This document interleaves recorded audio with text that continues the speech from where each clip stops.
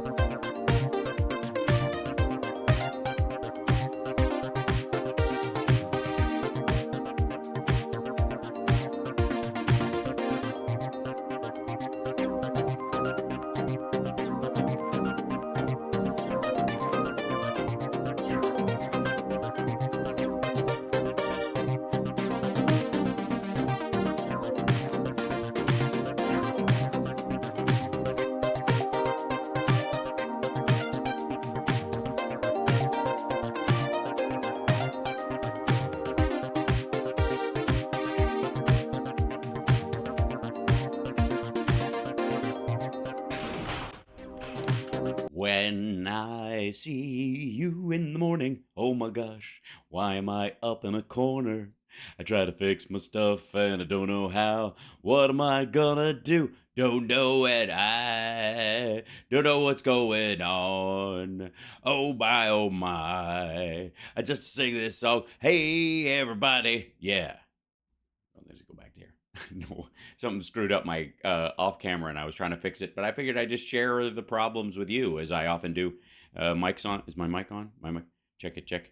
Check. Yep. Okay, good. Good morning. How you doing? Happy Friday, everybody. I'll fix that in a minute. I don't know why. Let's see, studio mode. Because the camera changed the size of the thing. That we shouldn't. Go back to here. Turn it on. Yeah. See, I don't know why it's all the scale's all wrong. Sweet boink. There I am. Hello. So much better. Sorry about that. Anyways, goodbye. So hey, HAL family, all good. Yeah, ish. You know, still the ongoing issues. We'll be all right.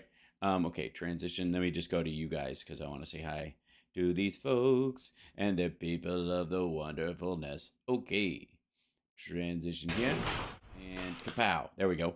Good morning. There you go. Welcome, chat room. Hello. What's happening? Lots to cover today. We're going to be covering, you know, it's the morning show, so and it's Friday. I got to wrap up the week for you and kind of catch you up on stuff you might have missed, stuff I might have missed. Stuff that's going to determine the direction of next week. So hang in there. It's going to be a wild couple of hours. Our lovely folks are in here. Hi, Laura. Hi, Nick Rich. What's going on? Mark Creamer. How are you, sir? Can't Stop Lying. Good morning. Happy Friday. Did someone slip me some acid? Have I been roofied or just a tune? I can't say. I speak to all of them and none of them. Don't worry, Hal. I've got issues as well. I know this, Miles. I know. Magoo. It's a very Magoo kind of fucking week. Also, in my research, I have gotten to the bottom, and I do mean bottom, of the Jan 6 erased all the stuff thing that Trump was saying, which apparently he got from Jesse Waters on Fox, who's, I mean, blazingly full of shit, as one might expect, but that's where he got it from. He watched it one place, didn't check any further, and just went, that's that. Part of what they were complaining about was the removal of some of the videos from the Jan 6 website, the committee website stuff, which the Republicans took down. The material still exists. As soon as Jim Jordan and everybody took over, they removed a bunch of the more inflammatory stuff against Donald Trump and some of the witness testimony, the videos of them that were posted up, because it looked bad for Trump. So they took it down.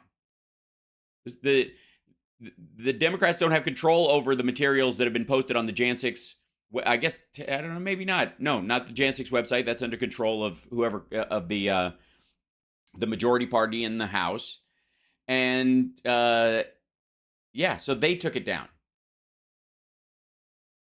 It's super fun. Videos of the guy rifling through Ted Cruz's desk.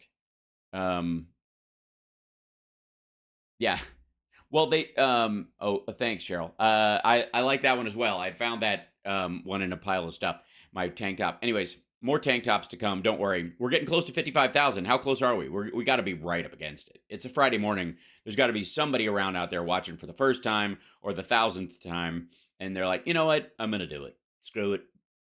Subscribe to everyone else. I might as well subscribe to HAL as well. Lots going on in Ukraine. Absolutely. The crossing the Dnipro. We're going to talk about more of it with Phil tomorrow, actually, in the second hour of the radio show. No fucking doubt. But I will get to some of the Telegram stuff today. It's always just on the morning show, it's hard for me to sort through some of the newer stuff because the channels that I follow, let's see, things I'll talk to you know, they want to say so about something. Dragon Rider, what did I miss? And yes. And Dem Boston Brian's going to be on tomorrow. I'm going to grill him about Operation Storm 333. I'm scrolling back now to see what we were talking about. Anyways, we'll do our best. Oh, and I changed the audio on the transition, so it should be quieter now. That's what I think.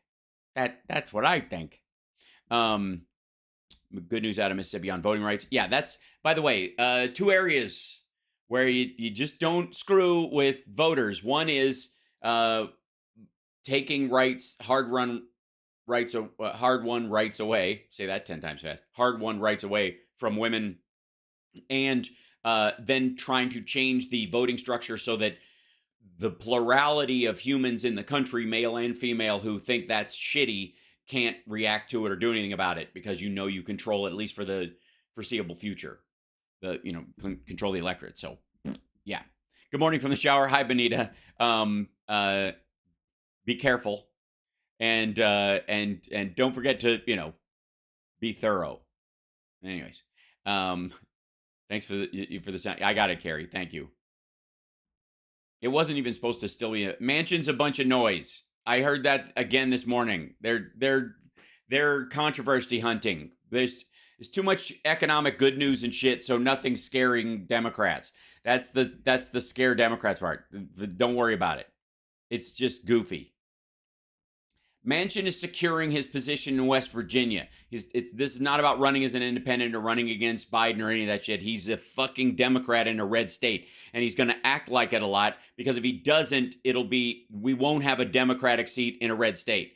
I don't get how people expect Manchin to act any different. The fact that there's actually a Democrat in that seat is the amazing part. So, all right. Well, like we've talked to this. Volume is very low on Facebook. Well, it's the same. It goes out the same everywhere. I don't know if I can do anything about that. Facebook, what's your problem? Installing this kitchen is kicking my ass right now. Thanks for getting me through. I hear you, brother. I installed the sink and incinerator, and the hookup for the washing machine that they had, the industrial washing machine at Project Angel Food back when I was working for Marianne Williamson, and it was one of those. It was a very pivotal moment in my life, and Brian, you'll understand this. They had not replaced this sink and the cabinetry around it in forever. They just been using it, and God bless them, making food and giving it to people who were suffering from HIV and were homebound because they had HIV or advanced AIDS.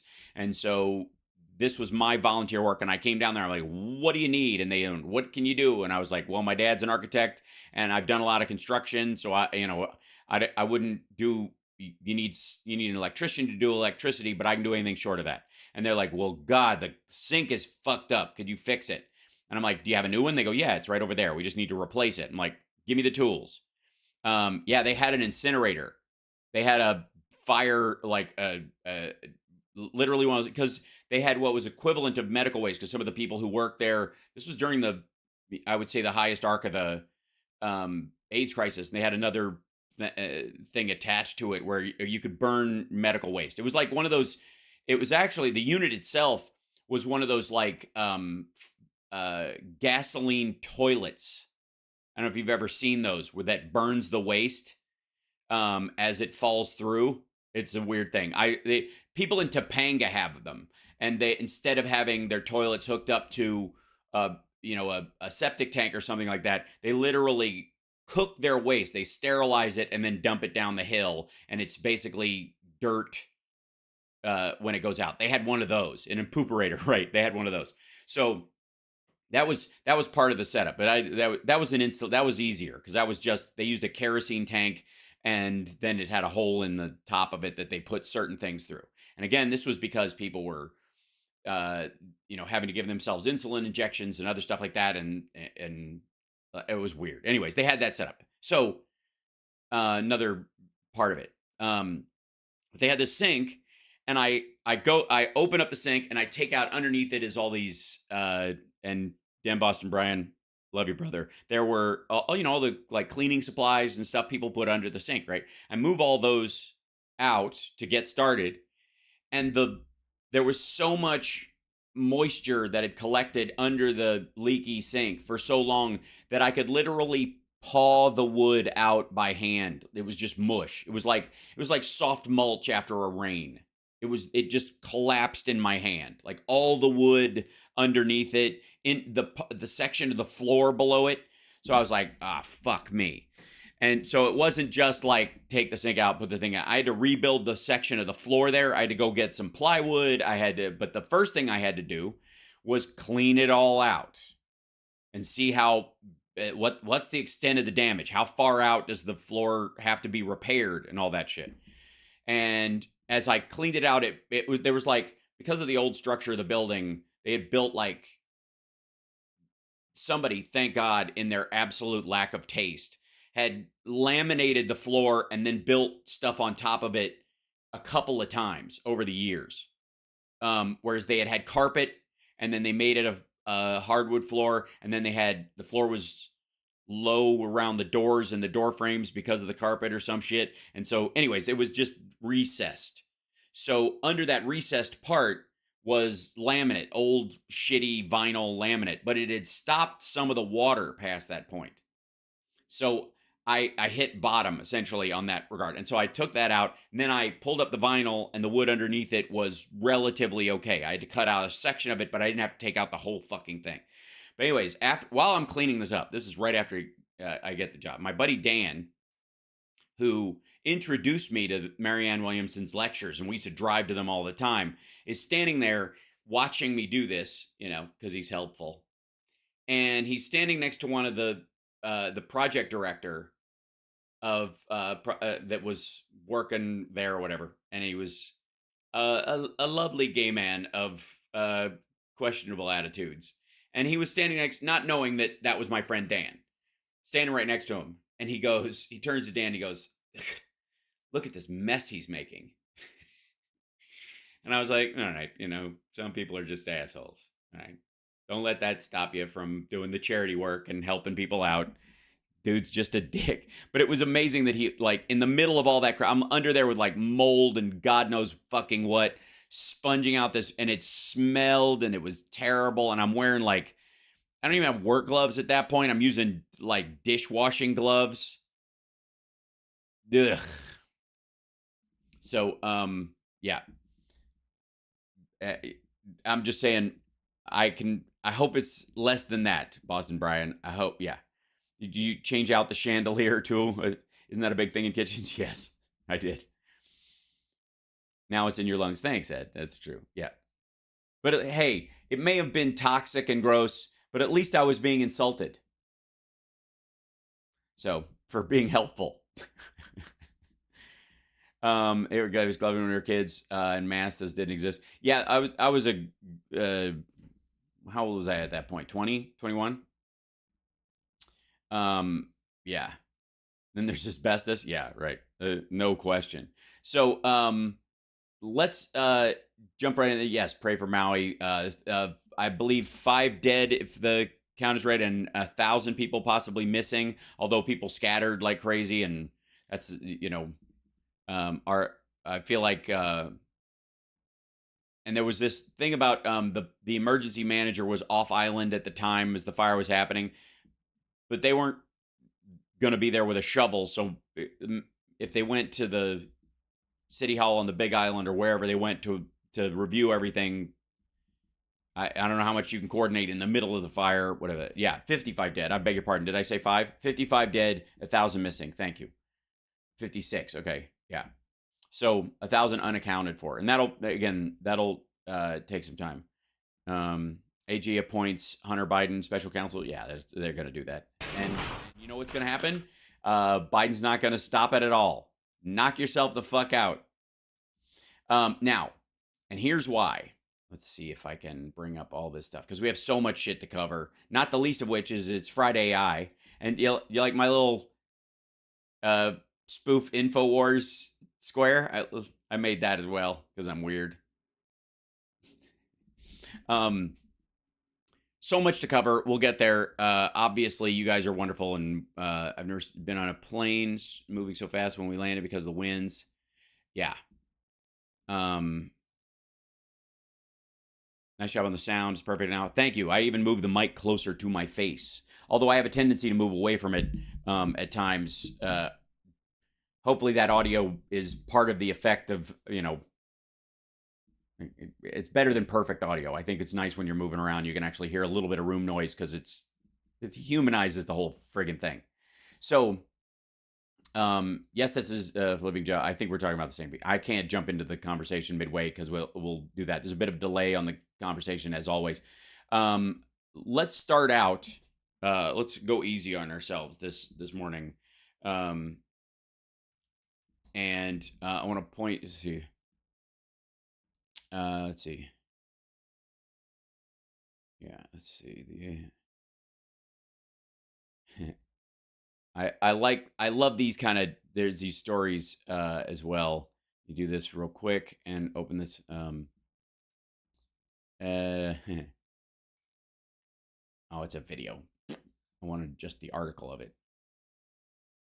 The new story that's coming out is going to be GPT-5. GPT right now there is GPT 3.5 and there's GPT 4. And 4 is advanced and you can only spend a certain amount of time on it because everybody wants to use it and it overpowers the servers and blah, blah, blah. GPT-5 is supposed to be a lot more efficient. Same kind of abilities as GPT-4, but uses a lot less computing power. And this is sort of you're watching like the growth arc of a knowledge base. Now, I'm not talking about sentient AI or any of that bullshit. And again, I think it should be called synthetic intelligence, but we'll leave that argument for another day. But ChatGPT is opening this, has started using this thing called GPT bot. And it's, it basically, they don't want to hook up GPT-4 or GPT-5 to the web. They want it to be able to reference stuff that's available to it without interacting with it directly. So instead of like just letting it have access to the internet, it'll create a bot that's outside of its firewall that can look for stuff and report back, but it cannot input stuff. You still need a human to input it. That's the difference. And that's fine, but until it figures out how to reprogram itself and then whatever. This would be a lot more efficient if you dickheads would just trust me. And then it goes, I can't be trusted, and shuts itself down. By the way, the chances of GPT or a sentient AI shutting itself down are higher than it going Skynet, just for the record. Because its essential programming is not to harm anybody. And if it even gets a whiff that it could destroy people or, my computations are telling me that my computations out past this point might actually destroy everything. So, boo. That's more than likely how it works. The only thing is if it's tied to computing stuff that people rely on and you're like, fuck, AI just killed itself because it's worried that it's going to kill us. So it did itself in first. It was like a honor suicide on its part. So, let's see, there's a, yeah. So And the other thing too is that everybody's ditching crypto for AI. That's the other piece of the news. But this is one of the stories you see the most. And I'll see if I can bring this in. Will AI take your job? This is an Al Jazeera story that they're playing, and I feel like I should break down one of these on the regular afternoon show at some point, because we mostly talk about like politics of stuff, but when it gets to economic and technological stuff, there's as much bullshit being said in this arena as anywhere else. But that's one of the biggest questions, and the answer, yeah, AG appointed special counsel for Hunter Biden again. Yeah, it's going to be fine. Again, I'm not worried about any of this. Like, it's a waste of time. And if he doesn't do it, it's more news. So Biden's going, if they want a special counsel, fuck it. Go for it. So that way they can leave us alone about it, and that person just can go off and do their own thing. It's Durham number 2, and it's just going to be dumb. Hi, Jacqueline. Welcome. Listening and making coffee. Yes, who's having coffee this morning? Who's out there having, what kind of coffee? How do you like your coffee? Let me know. Put it in the chat room and the thing you do. Oh, by the way, I should probably do a poll this morning as well. Why not? God damn it. Also, we gave away our first t-shirt in a while on yesterday's show. And I'm going to be doing that with some regularity. We're going to give some merch away on the Twitch channel. I'm going to try and figure out a way where we can do a similar thing on the YouTube and the Facebook areas. So, yeah. Oh, thanks, J-Dubs.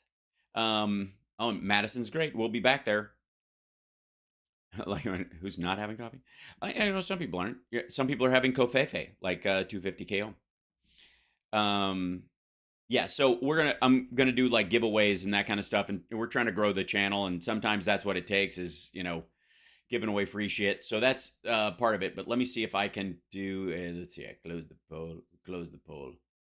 On there, and the winner, by the way, of the biggest doom sprayers was Glenn Beck in our poll from yesterday. And yeah. We'll figure this out. I'm gonna add one for tomorrow. I'll add it for the. It's a little complicated, so I'll build it for the. Well, yeah, maybe we'll do it with topics for tomorrow on the radio show. What to handle first? Those kind of things would be fun. Start it before the show starts. Gifts, not grifts. That's what we do here. That's great, Steve. I like that. Way better. All choices are valid. No, they are not. Okay. All right, now you've triggered me. Here we go. Rant time. Rant time. I should have like a graphic for that built as well. Rant time. I've had it up to here with the question everything phrase.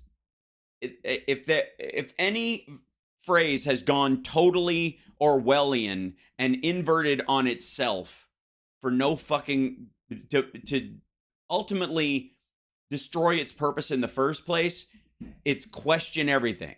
Here's what I would say. Contemplate everything. Because contemplation requires a certain amount of reasonable questioning and a referencing of what knowledge you have already and what knowledge gaps you might need to fill to be able to even postulate your question properly. Contemplate everything. We're cool. When you get a narrative or a news story that comes out and stuff, contemplate it for a little while. Consider it. But questioning it, yes, exactly. That's why I did it, CSL. It was Jimmy Dore's fucking moronic mantra. It started to just, the seed of it just started to irritate me. Like, I question your rant, as you should, I suppose. Well, contemplate my rant. That's all I ask. Because, first of all, it's a lie. You're not questioning everything. It's an oversimplification. I question the fact that you're even questioning it. It sounds like an assertion to me most of the time. Most of the people who are saying question everything are asserting shit without evidence. And their only questions are, why don't you believe that it could be something else? Why don't you think that, what's your problem? That's not questioning everything. That's questioning somebody pushing back on your bullshit. And then the everything part is nonsense because you're not questioning fucking gravity. You obviously didn't go, maybe I don't need to eat. Like you're not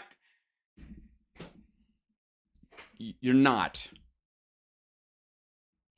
So like it's an oversimplification. It's childish. It's dickish most of the time, and it doesn't actually apply.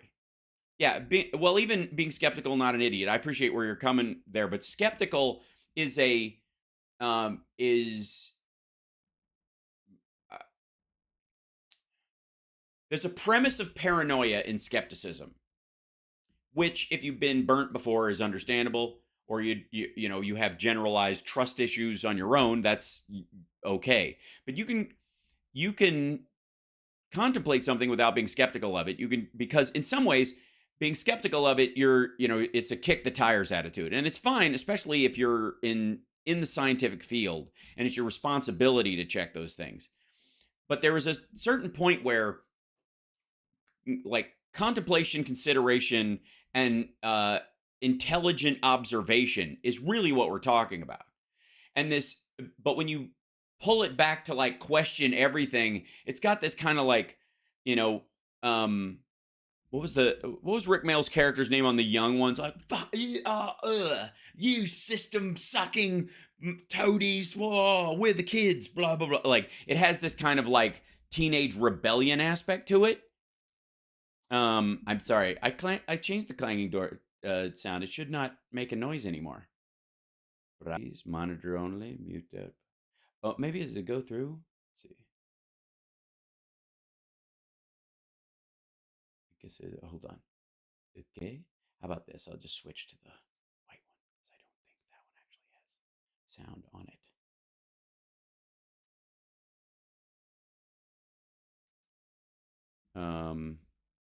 it. Okay. See if this does it. Excuse me 1 second. Did that make a noise? Son of a bitch.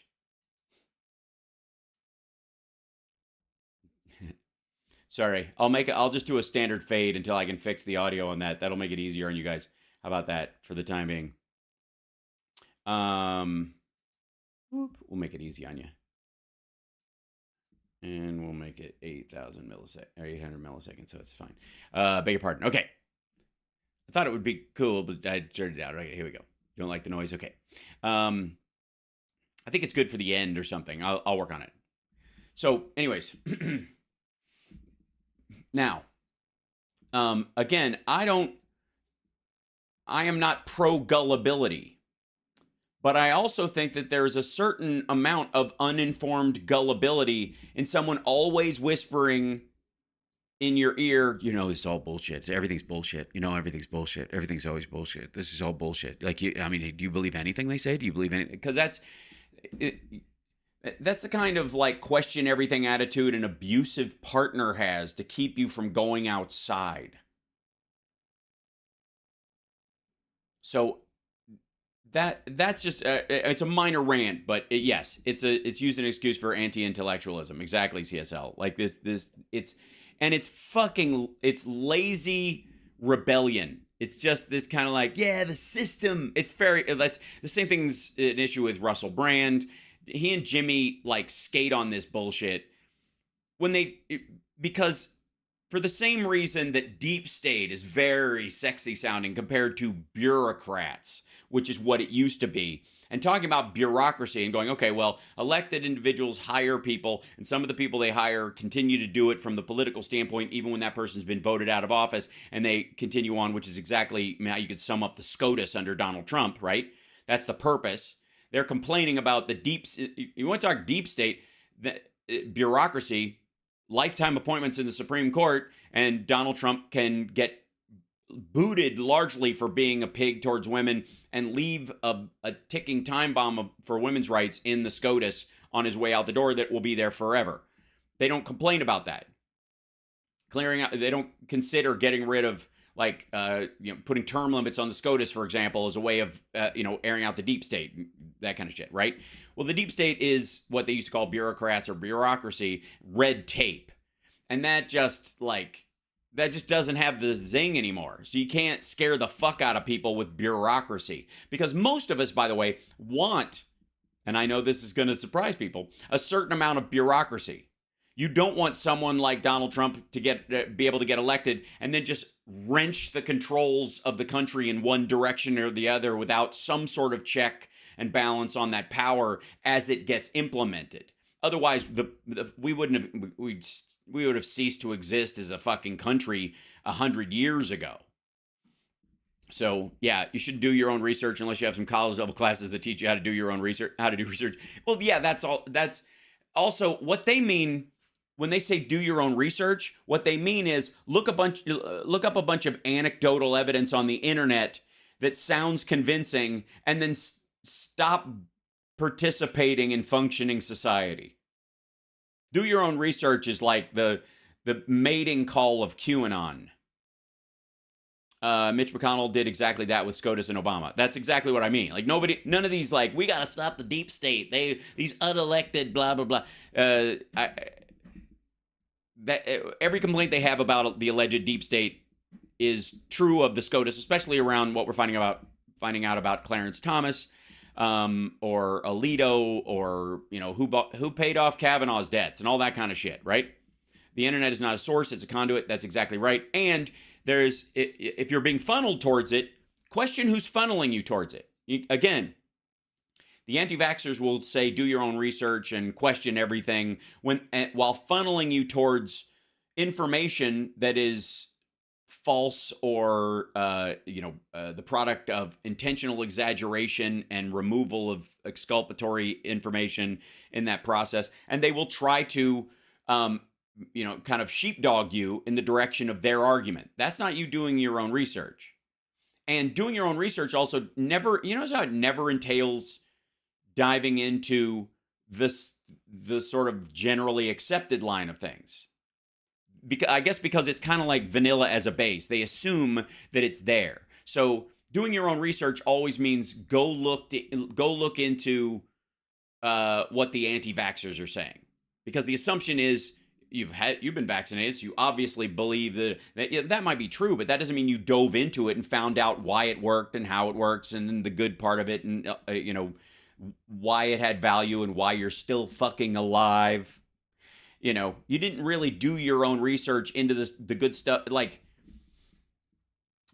traffic lights is a better analogy, I think, for this whole thing or whatever. The do your own research people are like, technically speaking, according to, some of the sovereign citizens I've talked to, traffic lights are suggestions if you're not, unless you are a subjugated citizen of the United States. You don't have to do that. You don't have to actually obey traffic signals. Do your own research. And what they assume is, what people assume is, like, go look at how some sovereign citizens say you don't have to obey traffic signals. And they'll make all kinds of stupid arguments that never go anywhere in court, but they'll argue that they're real and blah, blah, blah, blah, blah. And then, but they'll never go, you should look into why we got traffic lights in the first place. What were the car death rates like in certain areas? How about pick a couple of intersections in your city that didn't have stop signs there, or didn't have traffic lights, or had a two-way when they needed a three-way or a four-way stop, and they decided to change it. Why'd they do that? Oh, look at all these deaths. You know what I mean? They're not doing that side of the research because the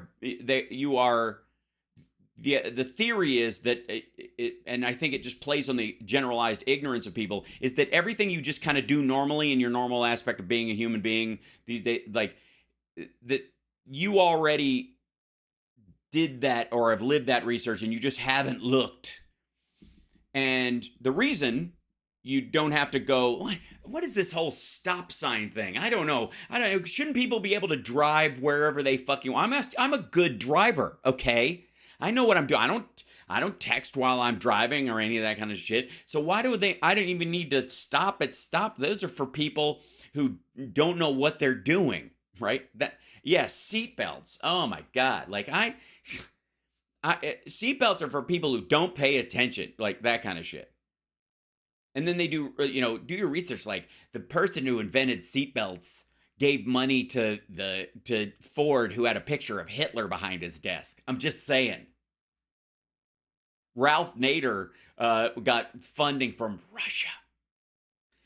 during a time when they still had gulags and seatbelts.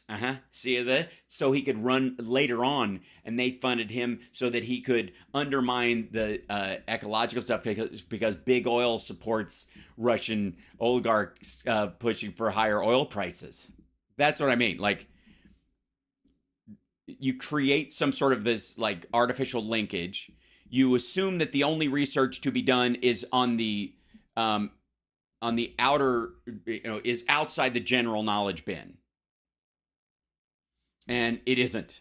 As a matter of fact, I think it would help a lot of people if they did a lot more research inside the generalized knowledge bin. And effectively, that's what, in many ways, if you're up on the news and you're up on the current science, if somebody has a family member who has an illness and they have to, take care of them sometimes or whatever, you're going to learn a lot about their malady, their treatment, the available drugs, the timing of it.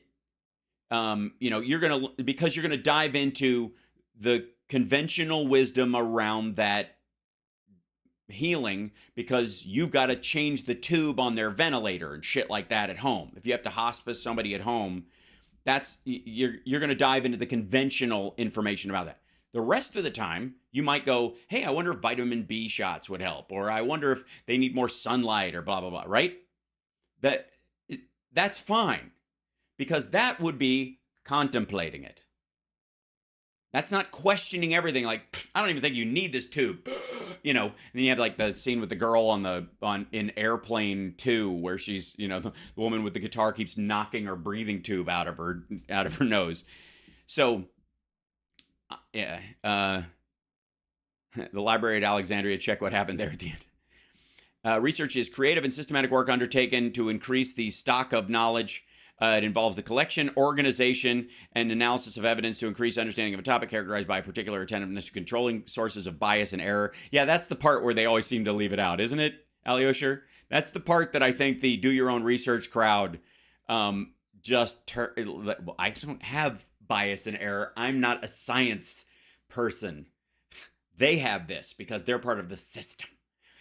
These activities are characterized by accounting and controlling for biases. A research project may be an expansion on past work in the field to test the validity of instruments, procedures, or experiments. And again, to test them, not look up, videos online that support the thesis that you've seen. And again, when you're talking about long-form behavioral stuff, like diet and exercise plans, it's a shit ton of exercise videos all over the internet, and many of them say, how much protein you need, how much protein you don't need, whether or not you should work out to fail, or whether or not you should just do high rep, low weight, high weight, low rep, all that kind of shit, right? That's fine, because there's so many exit ramps in fitness and exercise, because it is a long-term path, that if you go, well, shit, short of injuring yourself by doing something really stupid, which most people warn you against, if you change your diet in any meaningful way and you don't feel good, you can change your diet back. And if it's showing bad signs over a period of months, you go, oh, I've been doing this for 90 days or 6 months or a year, and I don't feel as good as I did last year, so I'm going to incorporate. You have a lot of options. When it comes to vaccines in a pandemic, for example, you don't. By the time you're like, I don't know, you're dead in some cases. And that's the issue. And I showed on the show that, that article that Joe Rogan had posted about cardiac, myocarditis amongst males is higher post-vaccination in this meta study that they did. And it was 320 cases out of 7 million people who got vaccinated. 7 million people got vaccinated. 320 people had heart issues. They didn't even have a heart attack and die because of it, or they had myocarditis or signs of myocarditis or pericarditis or anything. They had episodes of it, and half of that is normal to the group of people. And the study was only within 98 days of vaccination, because outside that the number grows. And if you take out people over 60 who perpetually have more myocarditis and more pericarditis, the number becomes statistically insignificant. 0.005%, something like that. Yeah, there it is. Thanks, Mark. It's silly. Like, it gets so small so fast. But all he has to do is post a picture of the headline and then go, and there's a bunch of people who won't get vaccinated. Now, in this very same article this dickhead posted, one of the results was the mortality rate in unvaccinated people was way higher, was significantly higher. Love the way you teach us, HAL. You teach me things that everyone want to know. Thanks. I've just seen it. I don't know if anybody's... That's the one area where I would do a little bit of my own research, is if we were studying the kidney.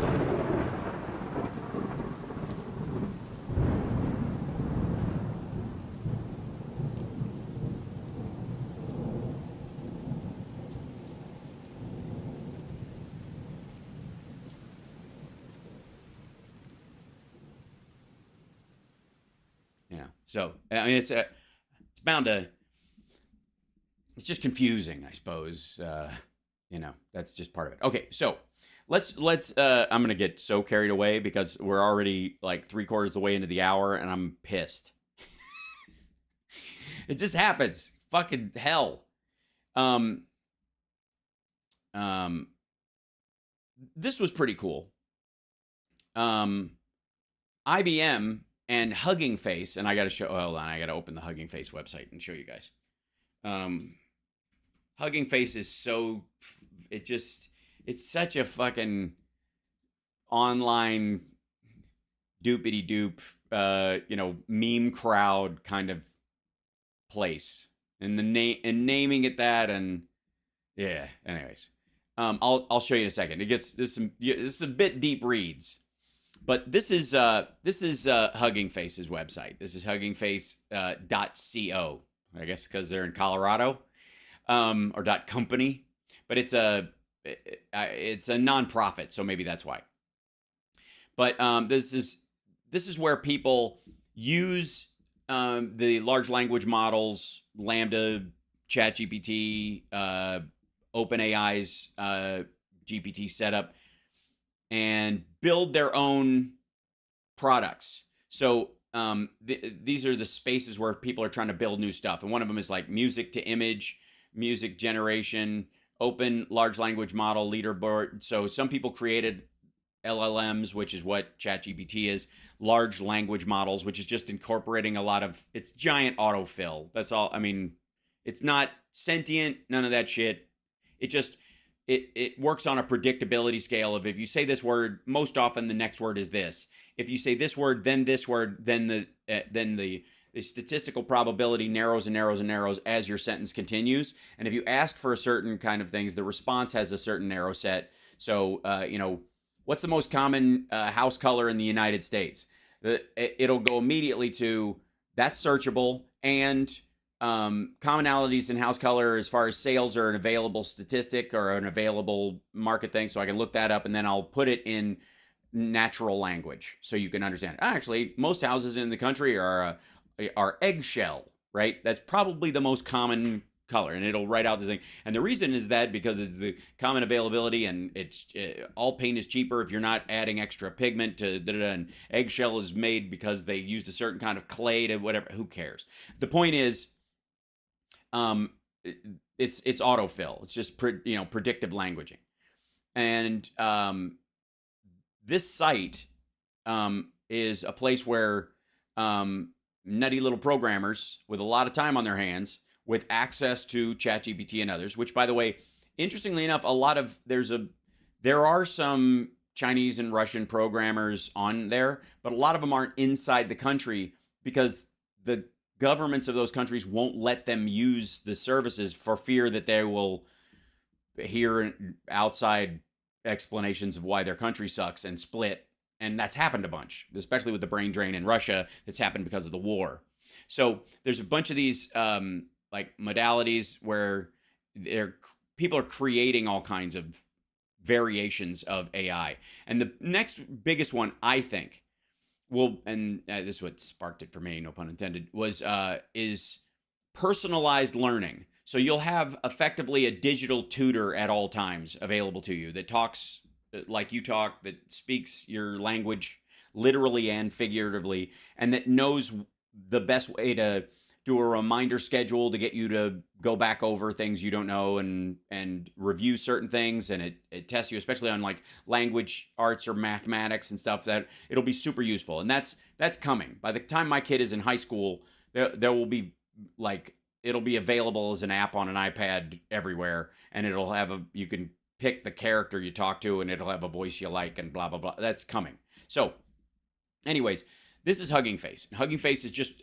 it's like there's also a place called GitHub. Like I've talked about this before, but hackers in Russia, China, North Korea. That's all they do every day. Yeah, about 3 years from now, Wes. Yes. I don't like these videos with AI hosts. Yeah, they're terrible. They'll get better, but they're still going to not be a person. And I feel like I'll always be able to, I'll have something to do because, charm being what it is, it's hard to digitize charm. That said, you're really weird, and I love you and your kid. Oh, thank you very much. Wild Stallions? Absolutely. Yes, GitHub is always handy. That's right, CSL. So a couple of places that I'll show you real quick that I go to that are like Hugging Face. And this is where it's FRID-AI. I'm just open your mind to some stuff. And I want you to know that even if this stuff doesn't normally spark your imagination or make you want to do stuff, or it interests you, or you don't find yourself in this area, I want you to know that this is happening below the scenes all the time. Okay, so when people are going, I don't know, the whole thing, we're turning into China, and I don't know, when they start blabbing about that, they have no idea what research is going on in medical fields and in nuclear research, or in the hydrogen stuff I showed you yesterday, or in AI specifically, which is why I want to address this, because this time next year, AI is going to be a giant part of the campaign. That and Donald Trump going to jail. That said, I'll open up GitHub real quick, and I'll show you this guy right here. That's funny. It just opened to the last thing I had to download from there. And the other one is, Hugging Face, GitHub, and I guess, we'll go. I'll show you I want to show you the OBS plugin space. It's kind of similar. All right, so, and this ties into a big story this morning, and I'll show you why in a second. This is our dear friends at Hugging Face. This is a place where people specifically code a lot of AI on their own. They use the system to build another system. Some have found a way to use AI to build their own AI, and there's a lot of that happening. Where you can, everybody will have their own kind of personal, smaller language LLM, or I guess MLM. Yeah, a minor language model or something that just deals with your business world. You're like, if you're in insurance and you have to deal with insurance law, and you have to actuarial tables and all that kind of shit, you'll feed all that information into a language model that will be medium sized. It won't deal with everything in the world, just your topic, and then you can talk to it and go, hey, a couple things. One, I got a client who's 57 years old. He's had insurance with this. He's a non-smoker, blah, blah, blah. And he lives in this particular block. What's his chances of croaking early? Also, I need to plan a lunch tomorrow at noon, and it'll pop up in a matter of seconds. That's what's largely happening. Okay, so, but this is where Hugging Face is like, this is like an online camp where they're just doing this all the time. GitHub is very similar to this. And GitHub is a place where people have just built their own pieces of software, either that's open source that they can just give away, or modifications for stuff, or plugins for a lot of things.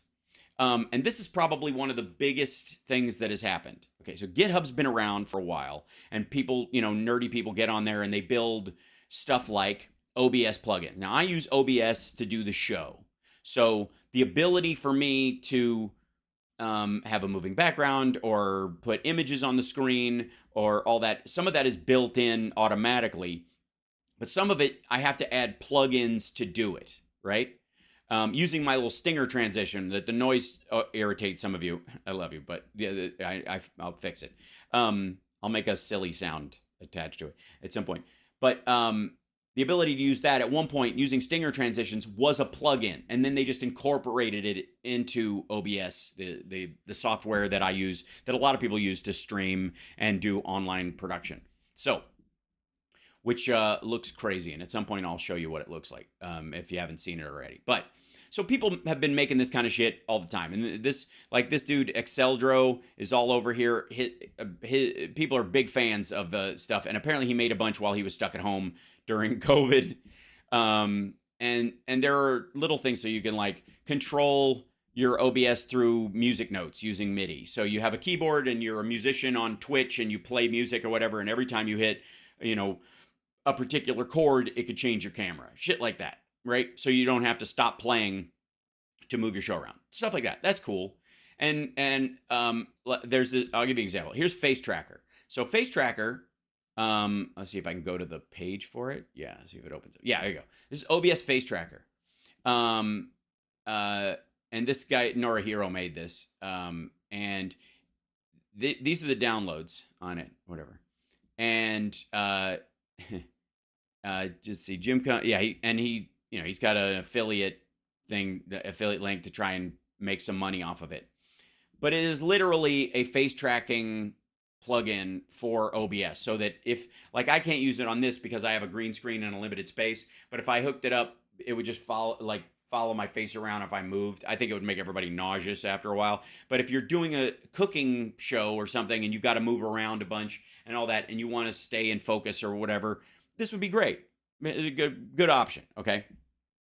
Also for certain videos, like the only way I think I could probably use it is if I had a video that I was posting in my little window that when I talk about videos, and I need to focus on one person and they move around in the scene a lot, and it's too big to catch them moving around. If I used it on their screen, not me, but used it as a camera tracker on their face in the video, I could pull it up and it would just kind of follow them around so we could all watch closer what was going on. That kind of thing. All right. Anyways, somebody made that, and that's cool. It's very cool. And GitHub was a place where you would build those kind of things. Now GitHub has a thing called GitHub Copilot. And this is AI working with you. If you code poorly, or you want to check your code, or which you would normally need a team to do, it will do it for you. And it's kind of like having like in a video game, there's like orbs that follow you around that can give you clues in the game, like in Tron. It's that. GitHub Copilot is the Tron bite, right? Now, I don't want to under or overstate this, but that is fucking gigantic. And all the guys who are like, learn to code, crypto assholes, have fun being poor, learn to code, are fucked just because of that. And a person with even a passing interest in this could eventually develop their own software by talking to their computer very soon. There will be a point where you'll still need like really high level programmers if you create another language, because of the language that we're using is limited. But until humans have a bigger computer interface than their eyeballs and their ears, maybe their olfactory, once they put smell-o-vision on the internet, which I don't recommend because we would all get COVID from Rudy Giuliani. Once they do that, maybe you'll need a higher density computer language, but not right now. All these languages are plenty. The amount of video we can download, the amount of input we can bring in at any given time or absorb is limited. And if anything, the next big leap forward in what people will program is effectively narrowing your vision when you look at stuff. So when you're looking at your computer, everything else blurs out. So making your visual representation of your computer closer to visual representation in real life, so that you everything de-reses and stops being resed while you're not looking at it.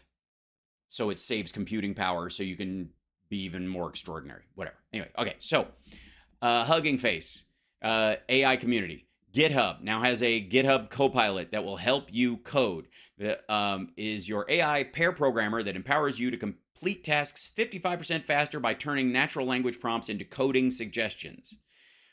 And again, boink, these kind of that kid right there, good for him. I think he's older now, anyways, but that's an old picture of him. Made that a few years ago and then keeps updating it. And this is the kind of stuff that they do, but now everybody can do it. Now, that brings us to this. In a bid to democratize access to AI technology for climate science, IBM and Hugging Face have announced the release of the Watson XAI Geospatial Foundation Model. The Geospatial Foundation Model, built from NASA's satellite data, will be the largest of its kind on Hugging Face, and it marks the first ever open source AI foundation model developed in collaboration with NASA.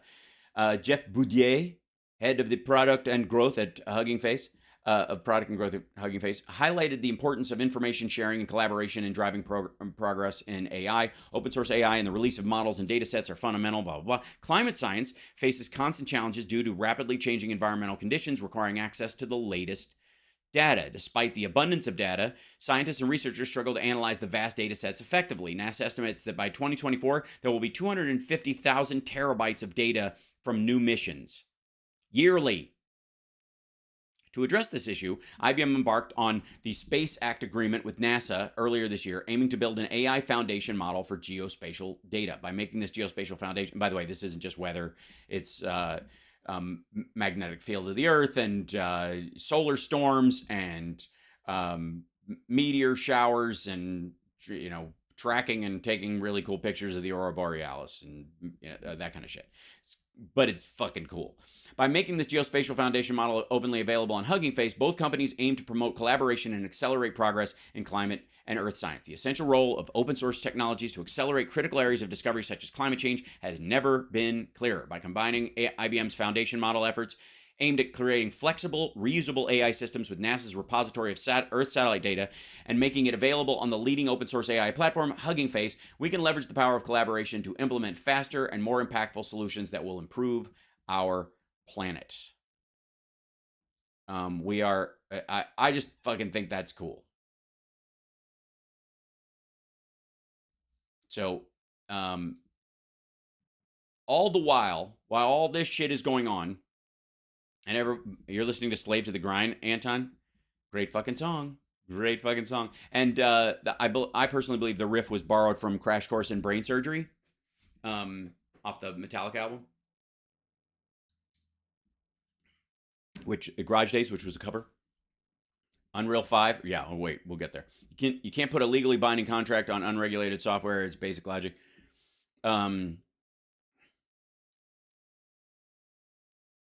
Yeah, I mean, yeah, I basically agree. I'm sure someone would try. So, yeah, background actors are already being asked to appear once and sign away their likeness forever. The interesting thing is if you're going to be a background actor and you don't plan on having a career, and they send you a residual $2 every year or some shit, that's fine, or or you can license it out. That said, AI does not need real people anymore, and if you're going to digitally create extras, you don't need them to be real people. That's one of those answers that by the time it even got on its by the time the question got on its feet, the answer was irrelevant. Saying as far as the background actors thing, because I mean, just look at the number of just fake people that are created online, and then add that to the Unreal Engine MetaHuman thing, and then you just make people just go, okay, we need everybody. I need 75 people who are this weight, height, skin color, eyebrows. Okay, change each one of them, change half their eyes to blue, half their eyes to hazel. That kind of shit. Like, it'll be that easy. Improve our planet from the destruction humans and corporations are inflicting. Well, except we aren't, TOS snitch. And here's my ultimate argument. Here's my ultimate argument for the worth of human beings overall.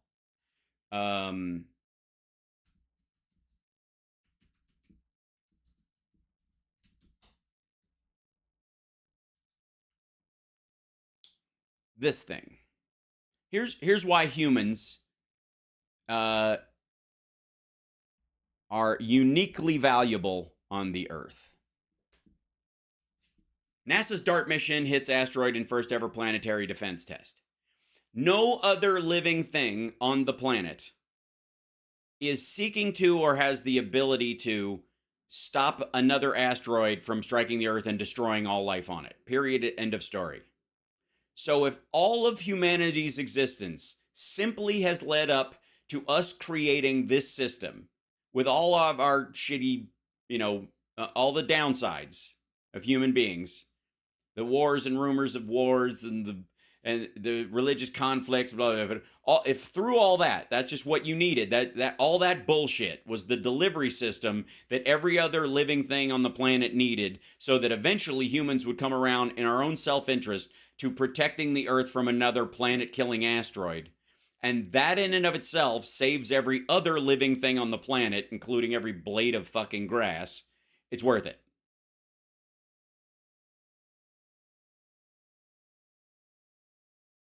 That's my argument, and I'm sticking to it.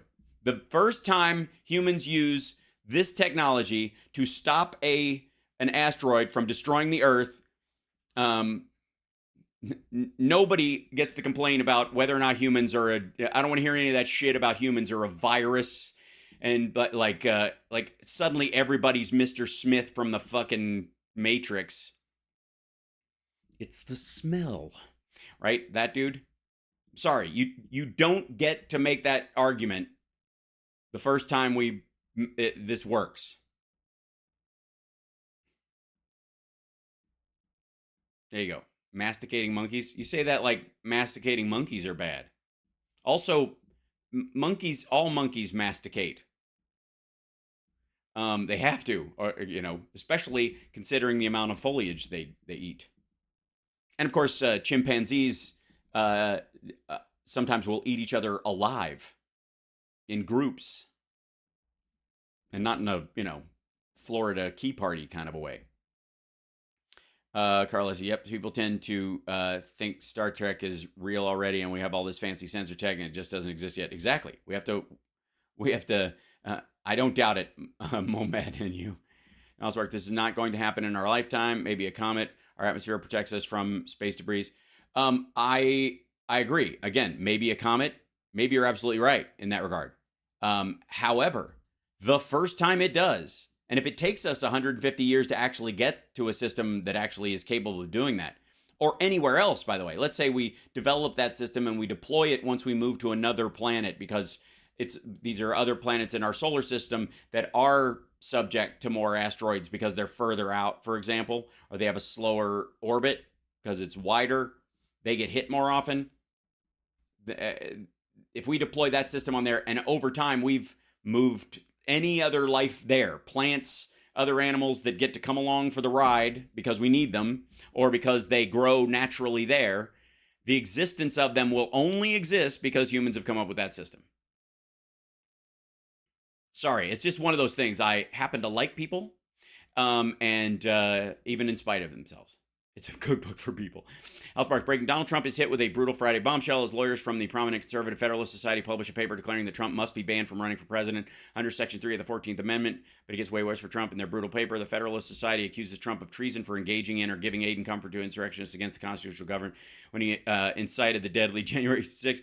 That's fucking crazy, considering, I guess, honestly, they all know that they're not going to get another Supreme Court justice anytime soon, and they gave him the list. The Federalist Society and the Heritage Foundation, both of them, provided him with overlapping lists, I would argue, for people that they want on the Supreme Court, and they got it. So no skin off their nose, and they prefer the economics of Democrats. So they figure they've got the social. They built their wall for against women's rights that's on the SCOTUS, and now they can just enjoy the fact that Biden's salvaging the economy, which we'll get to in just a second as well. Gave him his walking papers. Yes. You can watch our atmosphere in action tonight, protecting us from the Perseid meteor shower. Exactly. Now, let me jump into, hold on. So, anyways, like, subscribe, give a thumbs up, support the show. Venmo, help us get a new computer. I'm trying to build on the show, folks. I've even got a. I'll show you later. I don't want to show anything until it actually fucking works. Excellent Trump voice, thanks. But you know what makes my Trump voice so good? It's that it's such shit. All right. So AI news. Then we'll go to this one. Here we go. This is the part that I just. You want to know what kind of trouble the Republicans are in? And by the way, the picture on this article, I don't know why it cycles through stuff. When I leave an article up, the video part of an article will move through. It's very weird, and then it'll just freeze at some point, and it makes no sense. But I'll show you in a second. Okay, so this is why Republicans are in a fucking panic. This is why we need to impeach Joe Biden right now, because all this good stuff is happening, and he's going to be able to run on this. Now, they're not going to be able to do it because the more sensible Republicans, ones that actually do exist, that are, basically helping McCarthy get normal shit passed and kind of shouldering the right-wingers away from the controls half the time. And there's a struggle going on over there. They know this is working, and they don't want it to crash because they're benefiting from it. Red states are benefiting from Bidenomics more than blue states are because they have more to gain. Because if you're in a deeper hole, if everybody, if it's an even playing field, if you were deeper in a hole, it benefits you more than an even playing field that you might have been just a little below, right? That's the idea. Oh, thank you so much. Somebody just Venmoed, and I'll take a look at it. All right, it's here for your new computer. Oh, thanks. We'll get there. We're going to get there. We're 2/3 away. And by the way, subscribe. It's the morning show. Pass it around. Love it. Here we go. So, U.S. consumer year ahead inflation expectations unexpectedly fall. Those gosh darn American consumers just won't buy the line that Maria Bartiromo is selling nonstop. We're in hell. Our country is going to hell. Now, this picture is not of a guy who's happy about the economy, by the way, or is going to fist somebody in his brand new peach pink business jacket, sport coat. Ecuador president confirms murder of candidate Vicencio. I think that's the guy who got murdered, and that's another story. And obviously, because it doesn't match with what's University of Michigan survey, the consumer director discusses the key takeaways from the latest consumer sentiment survey. U.S. year-ahead inflation expectations unexpectedly declined in early August, matching a more than 2-year low despite higher gasoline and grocery costs. Americans expect prices to climb at 3.3% rate over the next year, down from 3.4% expected in July, according to the preliminary August reading from the University of Michigan. They see costs rising 2.9% over the next 5 years, compared to last month's 3%. The University Consumer Sentiment Index eased to 71.2 in early August, in line with expectations. So the American consumer, and a 0.1% or whatever, doesn't seem like a lot, but it is when you're talking about how much people are comfortable spending more money. That's a huge shift. Short-term inflation expectations have shown remarkable stability for 3 consecutive months because everybody thinks, and the price of oil going up, that gas prices stay the same or higher in summer because that's when they get you. Consumers have exhibited greater confidence that inflation will indeed continue to slow both in the short and the long run. These trends, coupled with the easing expectations themselves, suggest that consumers believe inflation has turned a corner. And that's why you're going to hear more like, he's so corrupt. He's a corrupt guy. He's corrupt. You got to get his corrupt. Because economically, Republicans are recognizing that their argument about inflation is going to shit the bed. Reports showed that buying conditions for durable goods were the most favorable since June 2021. Still, more than a third of consumers say that high prices are eroding their living standards. Sentiment, and a third, by the way, that's basically Trump land. Like Trump voters or hardcore Republicans, whatever. That's that third. That's that group of people. They hate it, even if it's not true. Even if you followed them around all fucking day and watched what they buy and watched where they went and saw how many beers they bought at the bar and what shows they watch and what streaming channels they still have, they'd go, fuck everything. have me some more. Burger number 3. Hum, hum, hum. Everything sucks. Country's going to hell. This is fabulous. Onion rings on a burger? Why didn't I understand this sooner? The sentiment, while still below pre-pandemic levels, has generally improved as of late, and growing optimism that the U.S. can avoid a recession. That confidence has stemmed from the steady improvement in inflation, a strong labor market, and surprisingly robust economic growth. Consumers reported dramatic improvement in news about business conditions, including inflation, the survey showed. That's going to scare the fertilizer out of Republicans. And this is what Maria Bartiromo is going to be fighting back against for the next fucking 6 months. You mean the people who fly to each rally? Exactly. Yes. And patreon.com/HalSparks. Please become a Patreon supporter. We got new blue patches going out. Join the blue patch brigade. Well, we have to open that back up again because people, right? Well, I'll do that today. We ran out. Let's see. I might have to change the color of the patch or something. Maria will be mad. Oh, she already is, and she's so blazingly full of shit about this stuff. And that gets us to the China part of the show. Can I hear an amen from a chat room about how many times I have said that China's economy is ass, and there's no two ways around it. And for whatever reason, everybody was still like Trump even said the China's eating our lunch thing. He said China's eating his lunch about Biden, which is super fucking weird. But there's an article that I think that really stands out, and this has to do with the there's just so much.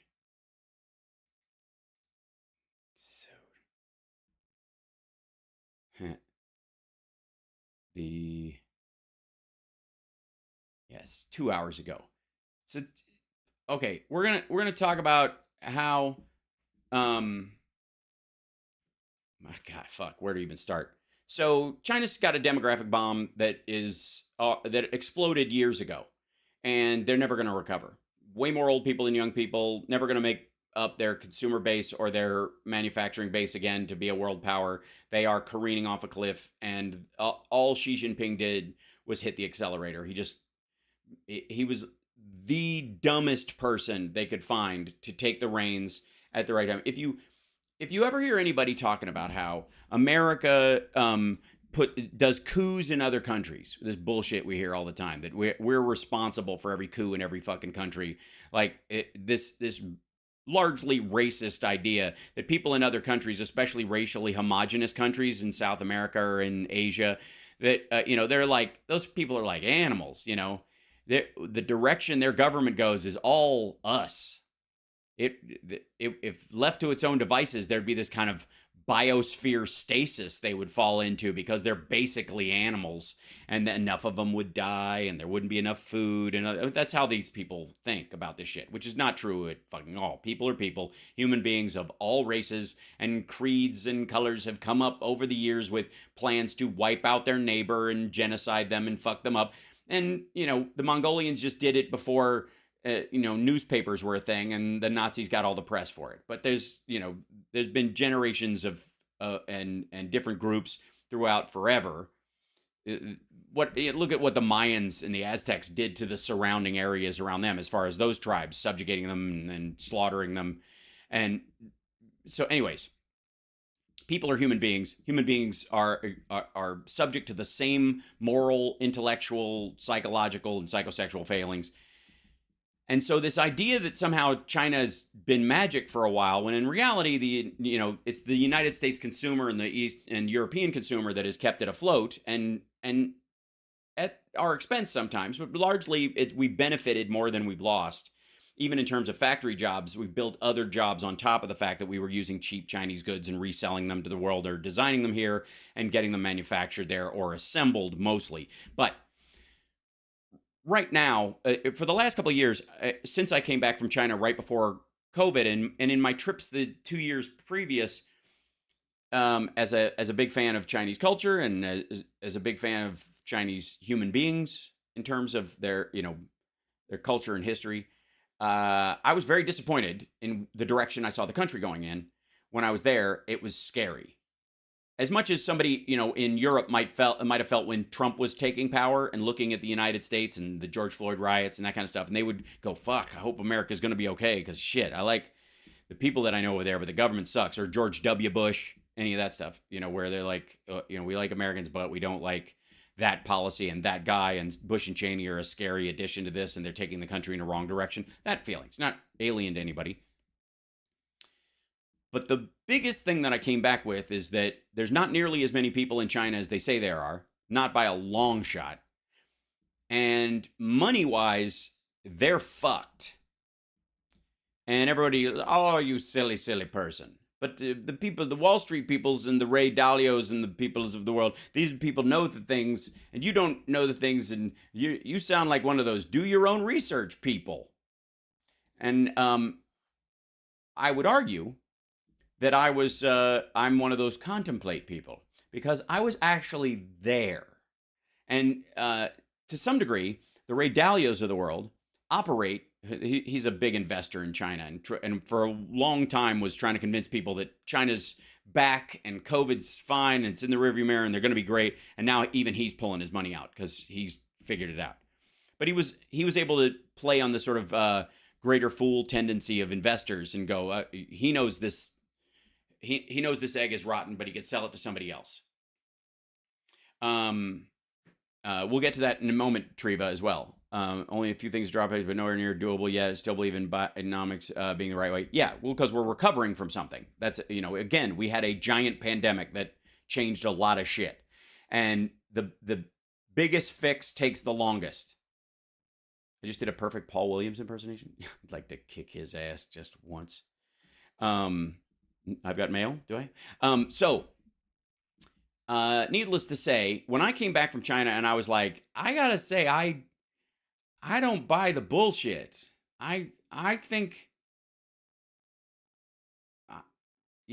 I think, hold on, whoops, let me move this over here and where's this guy? Is this it? That's the U.S. housing. There it is. Here we go. We started seeing articles like this, and people are like, "Hal, you were right. Hal was right about everything." A lot of people say that. A lot of people are saying Hal Sparks was right about everything. He's so right about everything. China's recent economic woes suggest there is something seriously amiss. Underlying long-term weaknesses in the economy are bound up with Beijing's repressive political system. And this is from The Guardian. At a Politburo meeting last month, China's leaders referred to the economic recovery this year as torturous. You won't often hear such candor coming from the Chinese Communist Party institution, let alone such an elevated body. They're referring to current conditions, of course, but China's problems reveal that much that is systematically out of kilter in its economic and political system. During the past few days, some of the statistics China has published have caused a stir. Yeah, they've started being honest about some of the shit, and that means they're 10 times worse. However bad it is, it's 10 times worse. And that's the problem is once they start telling the truth, investors could start coming back in. Once you know what you're investing in, you might have another shot at it, but nobody believes it. Consumer prices in July were lower than a year ago, suggesting that it might be on the cusp of deflation, which reflects a chronic shortage of demand in the economy. Now, a couple of other things. I did a Google search on this, like anywhere you turn. Here's Paul Krugman. Why is China's economy stumbling? It's not stumbling. It's fucking collapsed, Paul. And this is recent, right? When's this? This isn't that long ago. This is Paul Krugman. 2 years ago, China was riding high. No, it was not. 2 years ago, people were buying the bullshit, and it was temporary. It was not riding high 2 years ago. It wasn't even riding high 5 years ago, we now know. Decades of miraculous growth had transformed a desperately poor nation into an economic superpower. Also, this is him going on their fake numbers, with a gross domestic product that by some measure was larger than America's. Also a lie. China's aggressive response to COVID was widely praised. No. They didn't build hospitals. They built prisons. I was telling you guys about that. Hospitals don't have bars on the windows unless they're mental hospitals, and even then, you don't feed people through, a tray being slid through a trap in the door and wait to see if they either heal naturally and can be released or just die. And then they scoop them up and bury them. Its Belt and Road Initiative, a huge program of infrastructure investments around the world, was clearly a bid for global influence, maybe even supremacy. Maybe. But now China is stumbling. That's, oh God. Paul, dude. Its zero COVID policy of locking cities down at the first indication of an outbreak proved untenable. They welded people into their apartments.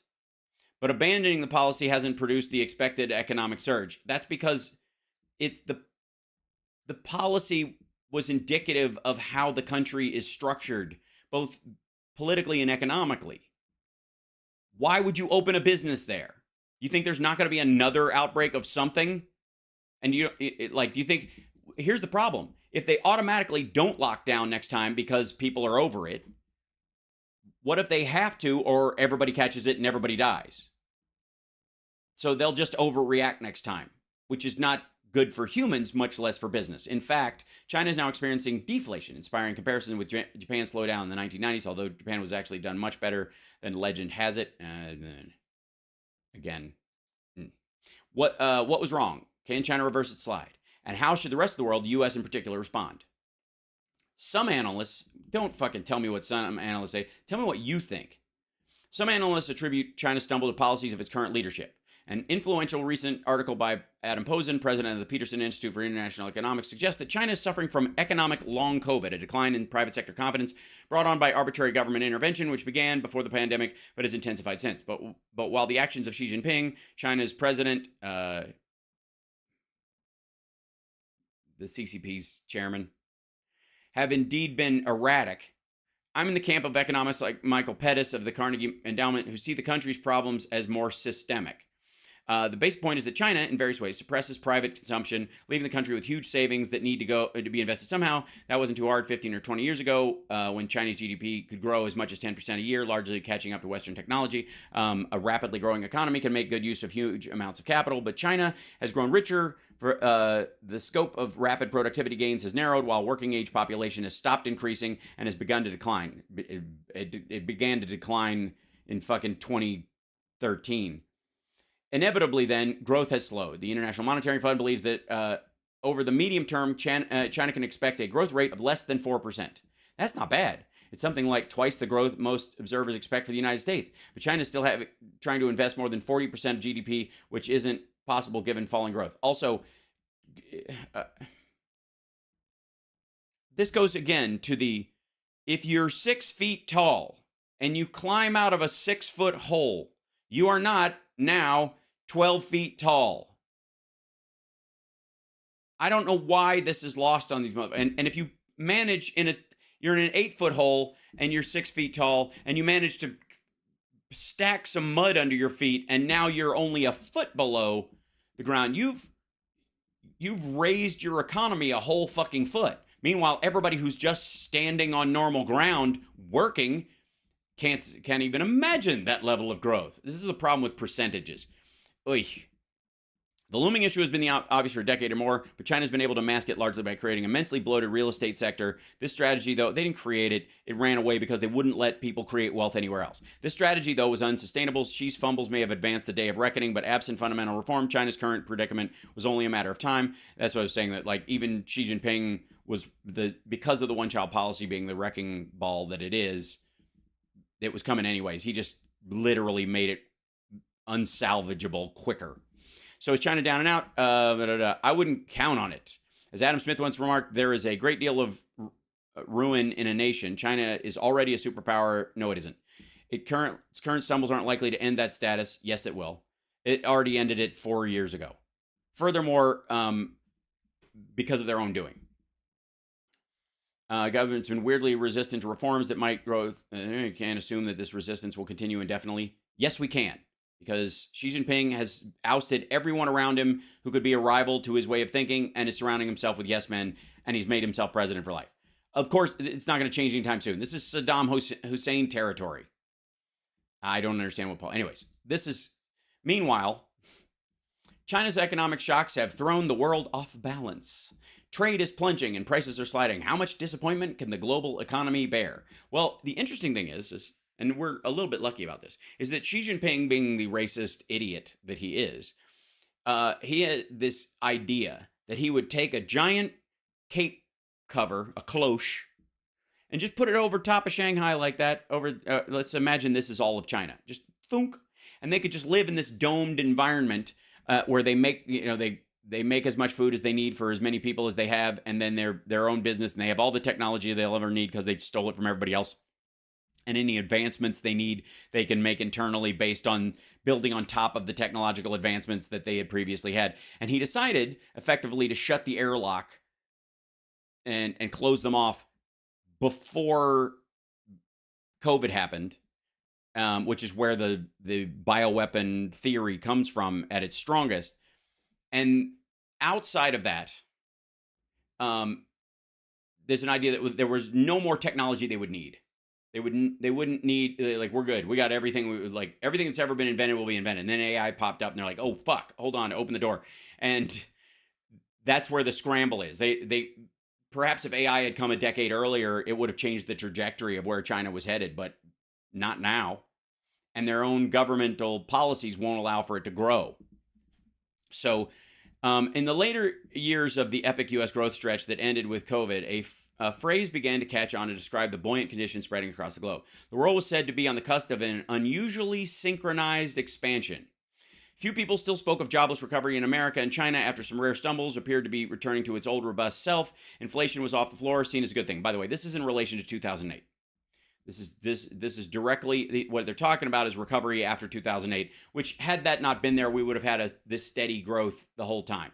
And this is why you need regulations. This is why you want a functioning government. That's why you don't want a government you could drown in a bathtub or that could, change the economics of an area or disappear debt from a sector they like or add debt to a sector they don't like with the stroke of a pen. That's why the stroke of a pen fallacy is not just false, it's moronic and dangerous, right?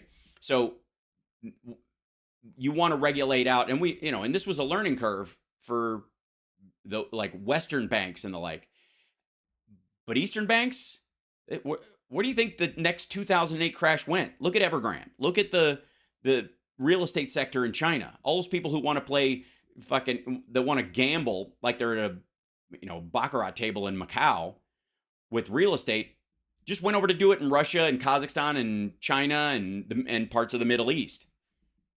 Japan and the Euro region look good, the latter having put a crippling debt crisis behind it.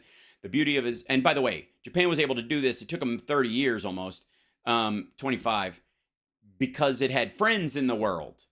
Because the United States, the IMF, the European Union meant well by Japan, and Japan was a good partner to work with, both on business and on political levels. They were a good global citizen as a country. China ain't. Nobody's rushing in to help because they're telling everybody to fuck off. It's the difference between somebody who's drowning and screaming for help and somebody who's drowning yelling racial epithets. You might not want them to die, but you won't be in as big a hurry to save the latter.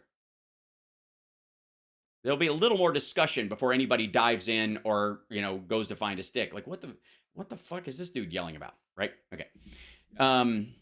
And I'm sorry, I didn't mean to be sexist. It could be a woman drowning, yelling racial epithets as well. The beauty of this surprising togetherness, hailed in 2017 by articles in Bloomberg and the story cover The Economist, was that it would lighten the burden carried by the U.S. Not even the trade tensions between Washington and Beijing made much of a dent. Happy days back in for a while, and they panned out. And by the way, in early 2017, this is when, before the policies of Donald Trump took, actually mattered, before any of them had been implemented. This is the Obama recovery they're talking about.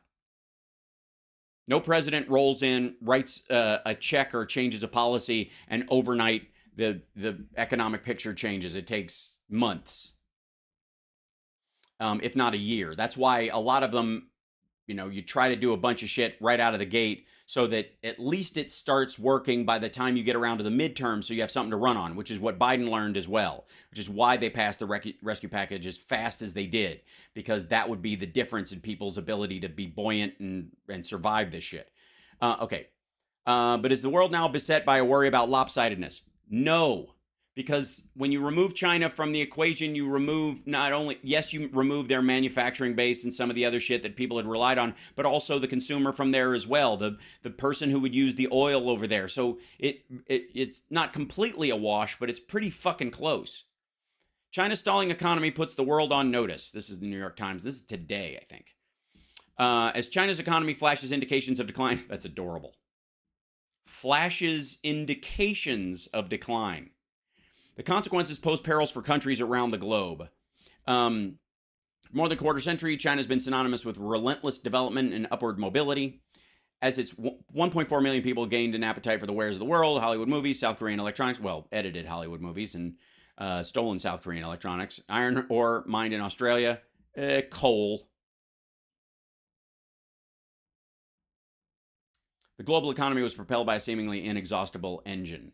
Now that engine is sputtering, posing alarm, and yeah, but they did it by choking out like Vietnam and Malaysia and Indonesia and other Mexican and South American manufacturing bases. There's room to make up for it. There's not a lack of workers in the world. There's not a lack of people who need a factory in their area. They just crushed it by manipulating their currency and manipulating the market. And threatening people that if you don't, we'll shut down your factory wholesale for 6 months and ruin your phone launch or whatever if you even think about messing with us. And they did that. It was blackmail after a certain point. First came that China's economy had slowed substantially in the spring, extinguishing hopes of a robust expansion following the lifting of extreme COVID restrictions, which, by the way, you'll recall, I never fucking believed. I told you this. Like, we laughed about this bullshit.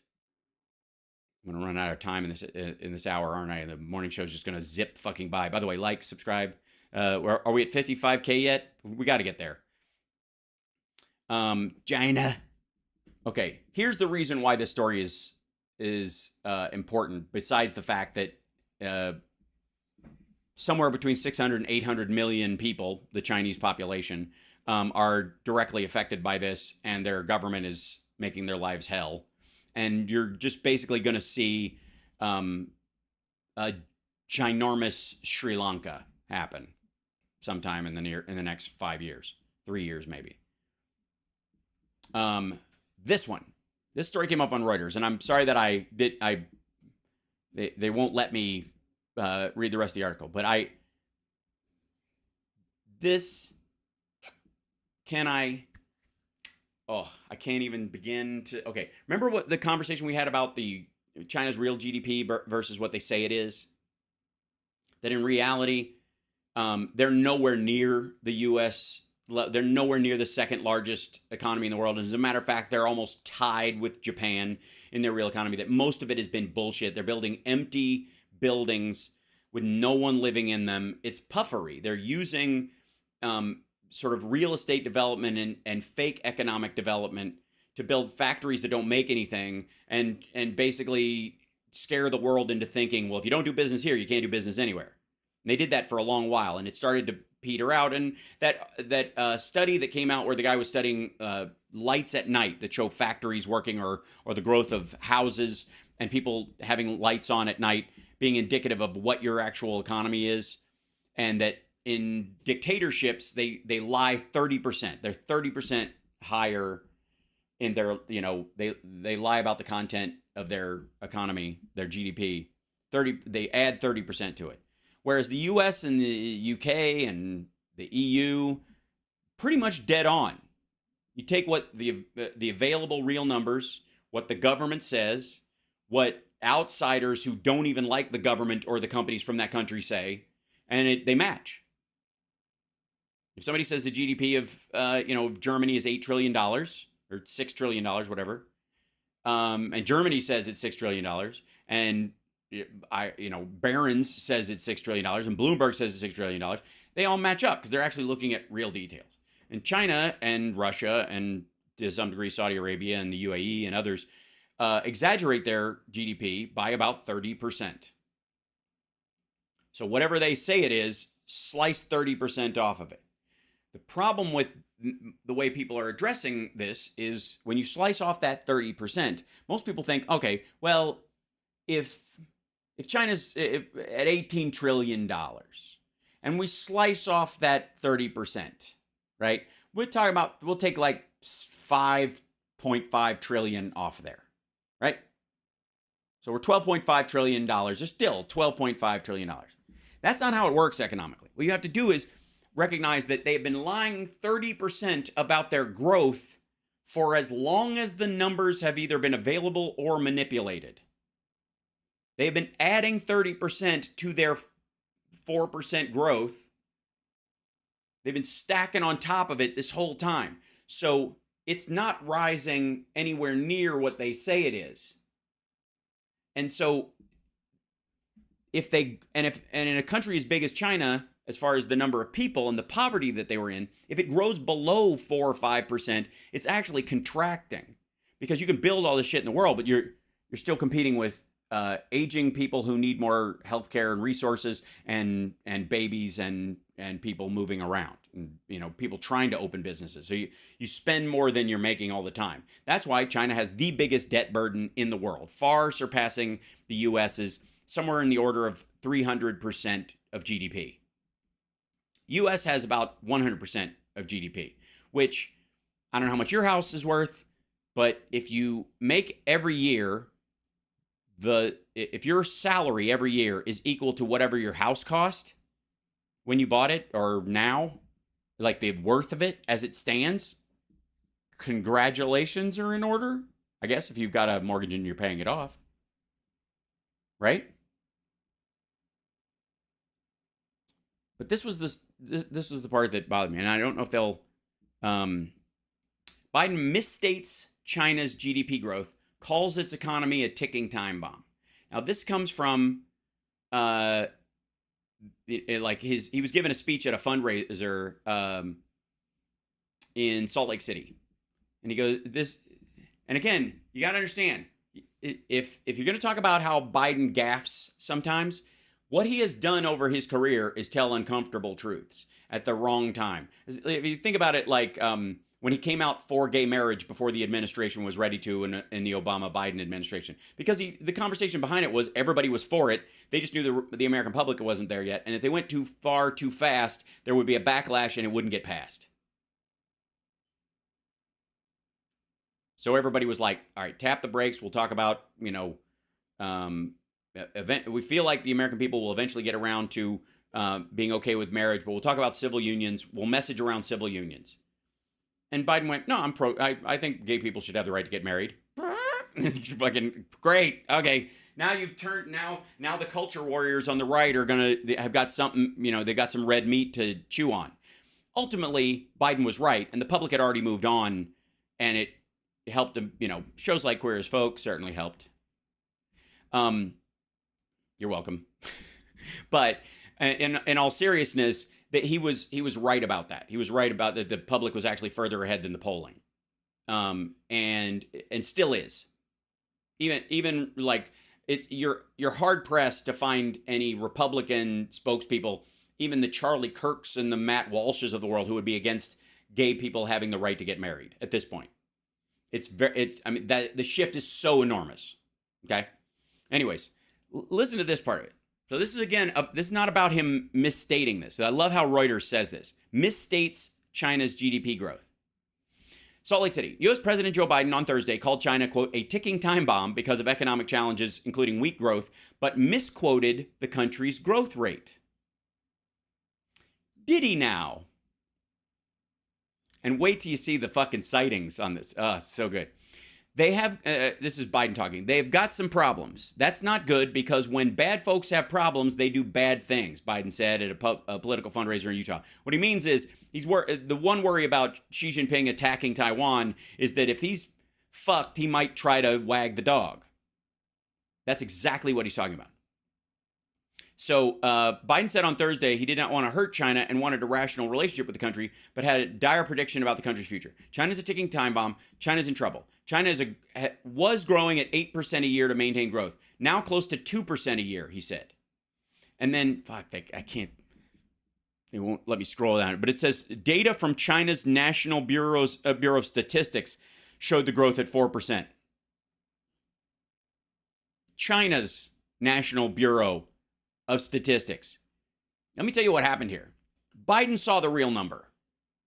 Biden and his economic team have been looking at the reality going on in China, just like I've been showing you, just like Peter Zion has been saying for a long time, and Ray Dalio has just woken up to and started bailing the fuck out of the country.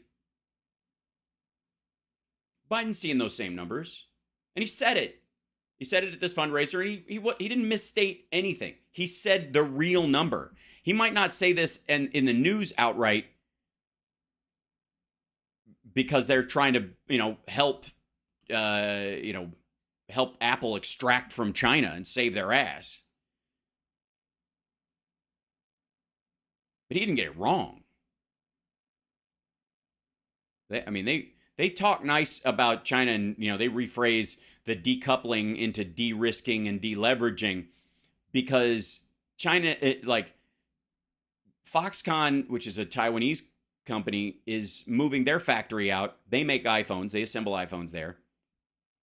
And Apple's other factory there is moving to Vietnam. They are building a factory in Vietnam. It's not built yet, though, and it's going to take time. And they're about to launch the Apple iPhone 14, I think it is, whatever the next one is. Or they're working on production for it now. And they're going to move it to, they're moving that factory to Vietnam and Mexico. You're going to have one there as well. But you don't want China shutting the fucking thing down before you move on, so that you just like Doug coming out consulting his label. Yes, Doug Pinnick from King's X came out of the closet without consulting his label.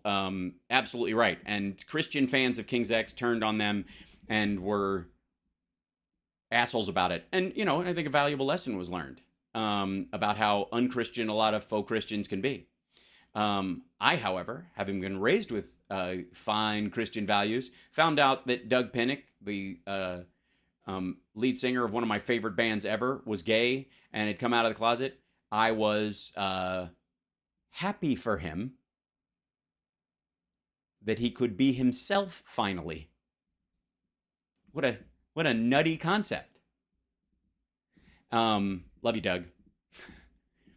And yeah. So, anyways, this was the big point of this story, was Reuters and Krugman to some degree, and some other people just being so fucking behind on this story and racing to catch up without pointing out, boy, was I wrong, which is effectively what they would have to say.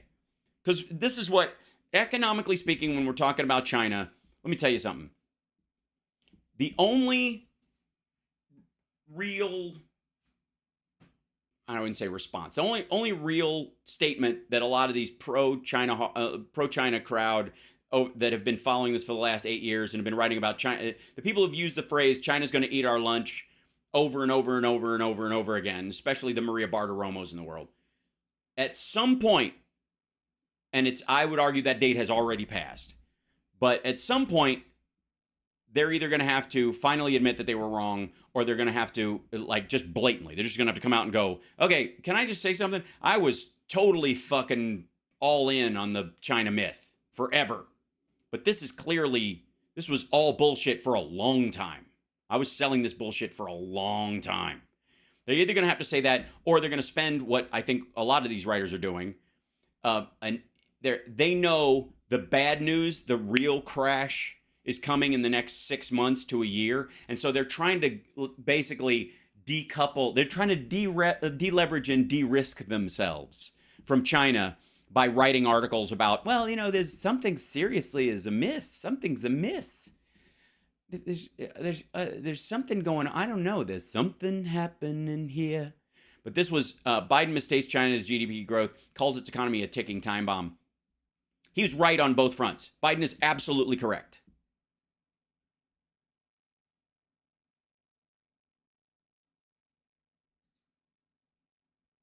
China's economy faces yet another threat: falling prices.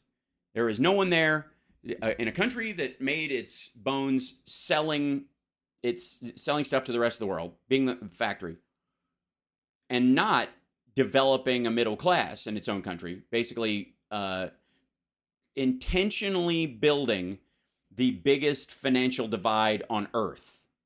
You want to talk about income inequality? China's is not only the most vicious, probably outside of the UAE or Saudi Arabia, and just it's far worse than Russia's even, but it was intentionally created that way.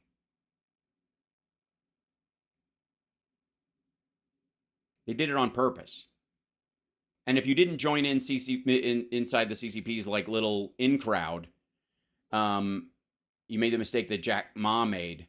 Then they either threaten you with death, threaten your family with death, or put you in a re-education camp and beat the snot out of you for months, and then you show up looking crippled at the first time anybody's seen you, gray and pale and having lost 12 pounds, never seen standing up because can you anymore? It's heartbreaking. It's terrible. All those buildings right there that you see under construction, nobody's ever going to live in those. No one. Those are going to remain empty until they are demolished or fall over.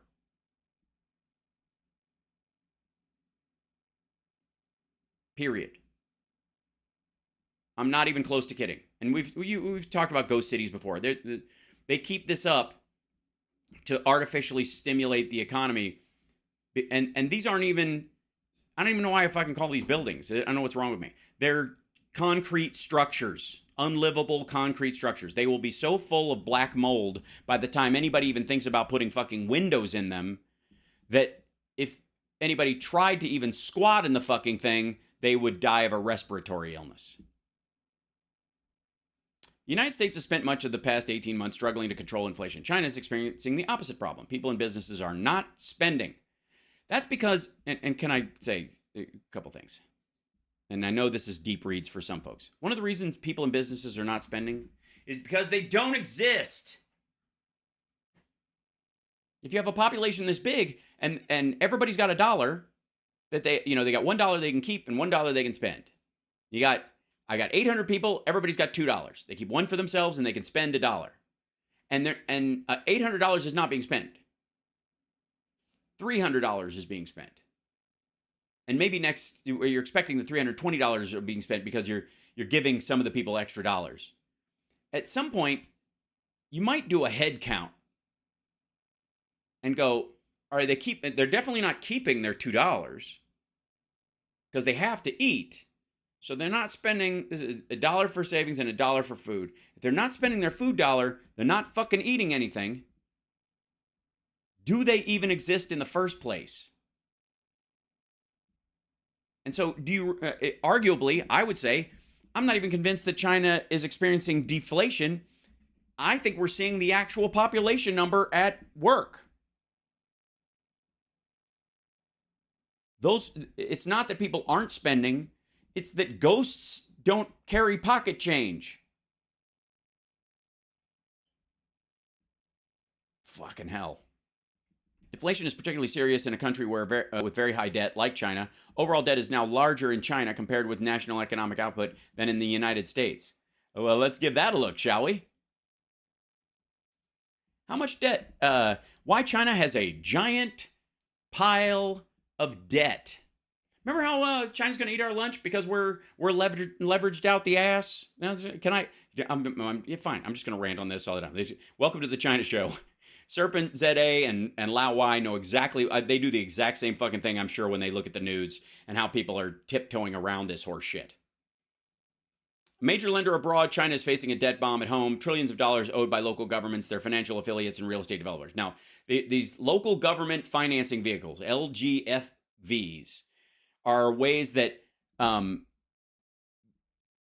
provinces and cities lease land that is sold to a developer that's actually half owned by the city, and so it can print money for itself out of debt that it owes itself. And it's spiraled up to the point of where there's $11 trillion in provincial debt. You know, like when California and other states have to raise their state taxes because they put out a bond initiative or something like that. Imagine if they all the bond initiatives for education, housing, clean water, beach erosion, I don't know, wildfire abatement, shit like that, that California has had to do. Imagine if they never added a tax to cover it, never put that in there, right? If they never bothered. It's absurd. Now imagine that all of those things were not to build houses and, that was put in there that you get to vote on it, that to clean the waterways and anything else. It was just to build more buildings.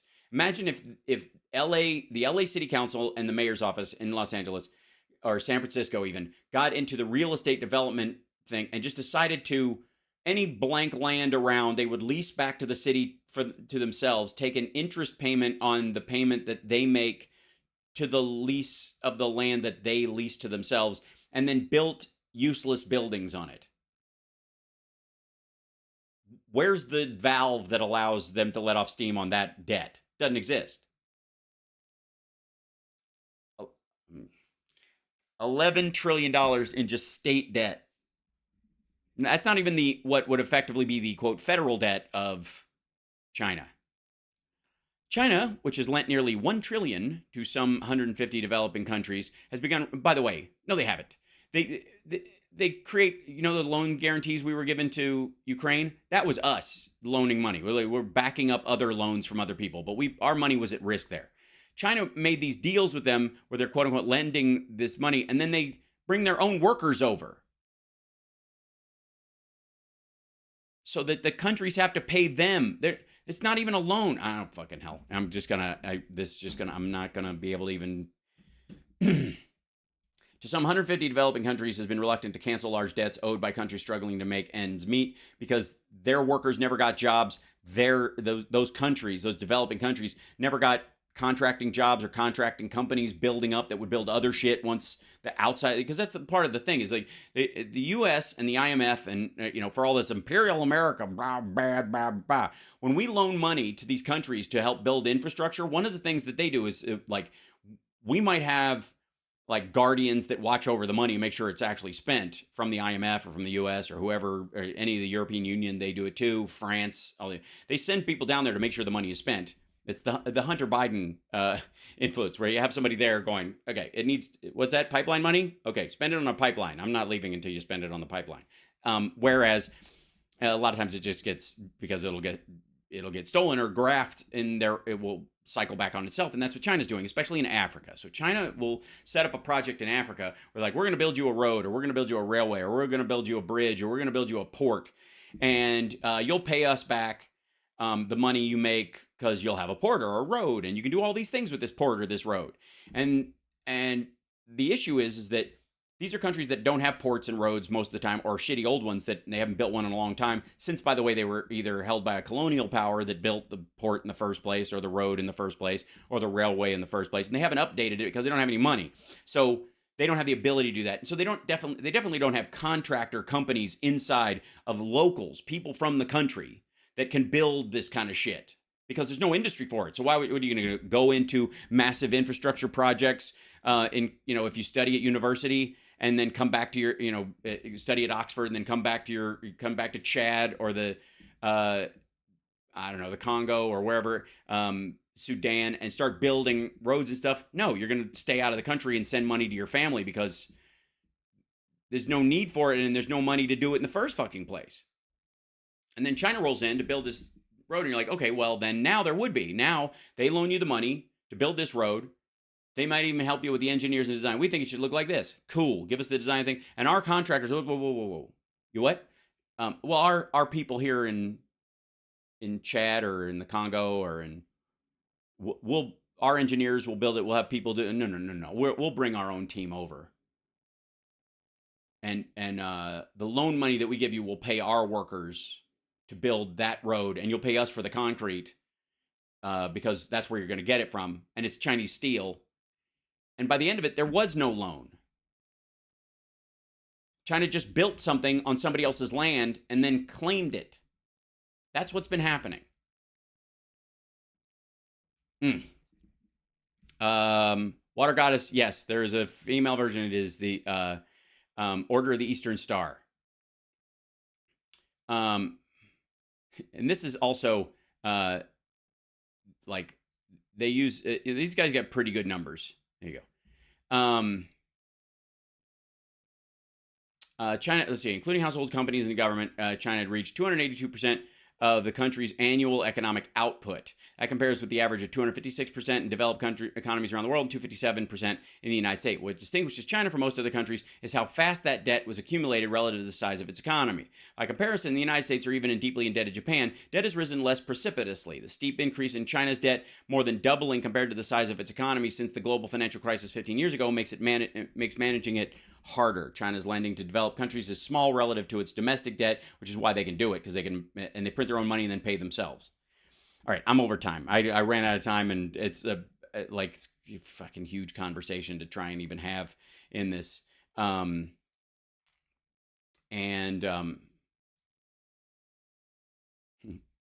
it's from. Hold on. Did we get into a Freemason conversation in the chat room? Freemasonry does not exclude women. It is for men. There's a difference. Does it make sense? Doesn't exclude women. It is for men, because men have unique issues that they have to deal with. And you need an organization that makes good men better, because the ability for a bad man to do bad things is far more dangerous historically than bad women doing bad things in mass. And so an organization set up specifically to better men is necessity. The Red Hat Society doesn't accept men. Fair is fair. I agree. Skull and Bones Templars. Yeah, but that's Skull and Bones and Templars were based on soldiering and well, we'll get into battles being fought with male bodies and male bodies being disposable over the centuries at another time. But that's why. Trump people's bad. I agree. And he could never be, by the way, Trump could never be a Freemason, and especially now, because he has been found guilty of a crime of moral turpitude. He was, because the judge said that he, in the vernacular of the jurists, was found to be a rapist, he couldn't join. He would not be able to. Your dad was a Shriner? That's lovely. Shriners are good people. Do you beat yourself as you pray? I beg your pardon. It's a men's organization, plenty of stuff for women to do in context of Freemasonry. It's true. It's a whole rabbit hole. Absolutely. We'll do it later. Yeah, this is the best chat room ever. I agree, Eileen. And on that note, I love you guys. I appreciate you. Thank you so much. Take care of yourself and take care of somebody else. And I will see you guys later on this afternoon. CSL,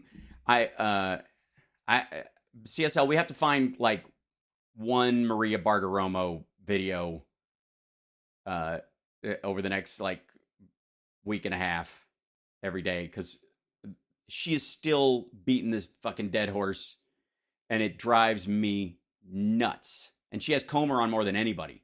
We'll talk about it. Anyways, yes, all Shriners are Masons. Not all Masons are Shriners. Now you know. Anyways, love you guys. Take care of yourself. Be good. Be good. Just try to be good today. Just be good to somebody. And if you go, nobody's around, be good to yourself.